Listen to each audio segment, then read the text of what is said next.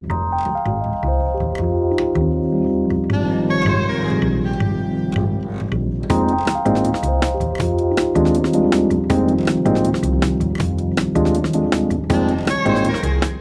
new book is Republic of Imagination, which is on a similar take, but looking at what happens here in our culture. It's going to be an incredible conversation, I think. She will be joined with our good friend Rachel Giza, who we know and love as a great interviewer for us, but also a book lover herself, a writer and an editor. I am going to now stop so that they can start. Please welcome Rachel Giza and Azar Nafisi. That's one thing about books, that the connections they make, not only with new people, with new readers, which is sort of like with new worlds, but they somehow take you back to the past as well, you know. We not need a democratic imagination in a democracy? Mm-hmm. Is that true? And since that question came up from among other people who would tell me, you read Great Gatsby, you read these books because you were living under a dictatorship, do we need to read them? Or some of my students would say that. And I went in this book to investigate. Mm-hmm. So the point about Huck was, I felt that in creating a new language for America, because before even the greatest writers like Melville, my God, you know, Hawthorne, Poe, the language was not yet American. And Mark Twain created a new morality mm-hmm. for America as well. And at the heart of morality was the issue of race. Then moving on to Babbitt, which I don't know if a lot of people here would be familiar with Babbitt, but really the taking up the idea of the kind of 1950s, mid-century conformity and materialism. So could you talk a bit about that as a theme in the American... And that is why exactly what you said is the reason I chose Babbitt as the next book, mm-hmm. because Babbitt is anti-Huck. And all great fiction, but especially in America, you have this tradition of conformity, which is the great, and the radical character in Babbitt talks about how what I'm scared of is standardization of thought. You know, you start out, another theme running through the book is the sense of inequality and the gap between those who have and those who don't have, and that being a sort of a central tension in American culture, and also the thing that drives American innovation and the thing that leads to inequality. That is exactly it, and that is why it is so important to read. This is so important that and in Babbitt I criticize the American system of education.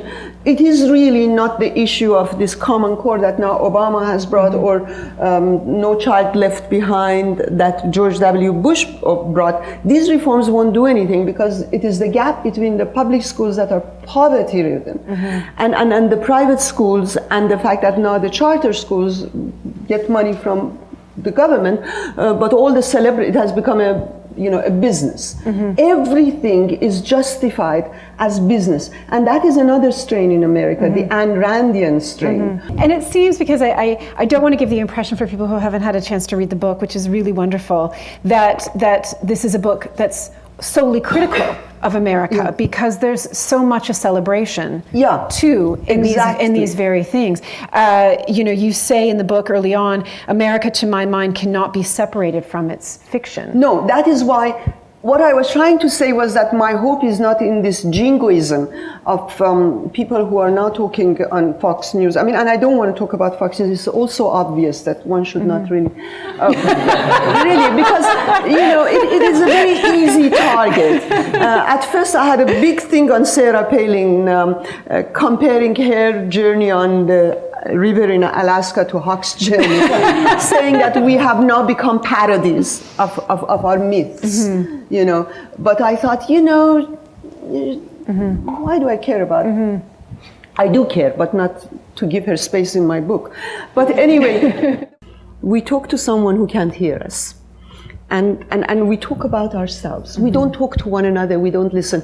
It's like Simon and Garfunkel thing, sounds of silence, And these people want to leave that city, and they can't.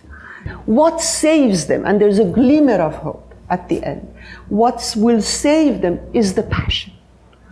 And that is what I wanted to end my book with, because I think that is what will save people who live in a dictatorship and people who live in a democracy. Passion gives you meaning. Just money for its own sake. Passion makes you connect.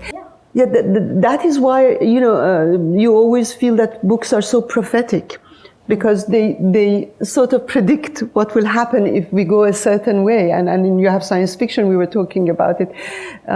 So much of the books are about isolation, UNESCO and Beckett and all the others.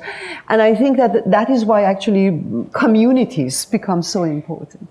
And that is why reading has now become in itself a community, because we're destroying every single community that we have. First of all, I don't know about young people. A lot of times I notice that people my age make comments about young people as if they're already defined, and they're not, and I talk a lot to my own children. The fact that they do say that sometimes they pay more attention to what they're texting than to the friend in front of them, which has become a cliche. I know. And I know I had not used social media. With this book, I have started a new life, meaning I'm going to use them now. And I've been on Twitter for a few months now.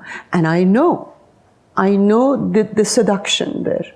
I want to answer all these people, and I don't know them, and they don't know anything about me, and I don't want to tell them how many children I have, or today I ate this fantastic thing here that I don't know what it was. Cookie. But I think that's another sort of, to me it speaks to the sort of the contradiction you highlight in the book too, that the things that are bringing people together globally, the things that are helping, social justice revolutions, people being able to spread the message, people being able to say, we're all a journalist. If you have a phone, you can get a message out. It can actually be the thing that brings people together is also the thing that isolates them, right? We have a reading list. Wonderful. Exactly what we love to have. Thank you so much. I appreciate this. Thank you. Thank you so much. Thank you. Oh my goodness, this is great. That was so lovely.